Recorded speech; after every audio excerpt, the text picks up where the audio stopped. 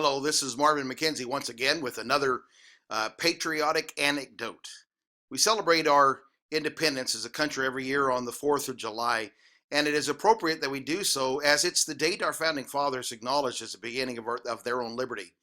But the fact is that though they had declared themselves free, they still had to earn it. The hard work for liberty was still ahead of them.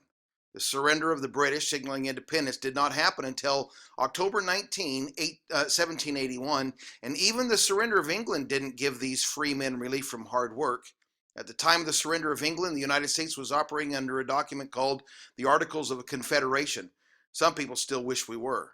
The Articles of Confederation provided that each state was like its own independent nation, voluntarily cooperating with, for all practical purposes, an impotent federal government. Men like Patrick Henry, Sam Adams felt like anything more would be a worse government than the one they had fought to be free from. When Patrick Henry heard of the convention to propose a constitution of the United States, his exact words were, "I smell a rat." Now, I'm not a politician and I can't pretend to understand these things much, but I tend to side with men like James Madison and John Adams and George Washington on this one. The country was very young. The cost of the war had been enormous, and because of the voluntary nature of the Confederation, there was no way for the federal government to get the money necessary to pay the debts of the war for independence. People like James Madison and Alexander Hamilton and John Jay worked on the Federalist Papers, a series of articles meant to convince the public of the need of a centralized government. But men like Patrick Henry and Richard Henry Lee rebutted with the Anti-Federalist Papers.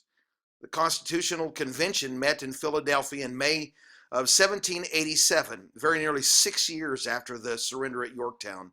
And through the very hot summer months of 1787, the delegates labored in a hot, sealed room, hammering out the document that has governed our nation for just over 227 years now. When the work was done, the citizens of Philadelphia were anxious to learn what had happened. A woman named Mrs. Powell asked Benjamin Franklin, "Well, doctor, what have we got, a republic or a monarchy?" With no hesitation whatsoever, Franklin responded, "A republic, if you can keep it." Franklin understood the very difficult truth about freedom. Freedom isn't free. One of the most challenging things about liberty is that while there is great potential for gain, there's also an initial loss that comes. The slaves freed by Abraham Lincoln's Emancipation Proclamation, for instance, learned that. They were free men, no longer bound to their wealthy plantation masters, but they were also unemployed men, no longer able to feed themselves and their families. Men like Thomas Jefferson and George Washington earlier knew that slavery was immoral and had to be abolished, but they also knew that it was impractical to just let them all go. They didn't have the answers as to how to transition the economy of the agricultural South to the needs of the huge numbers of blacks if they immediately set them free, but they did understand that to let them all free on a moment's notice would mean hardship, not only to the plantation owners, but to the freed slaves as well.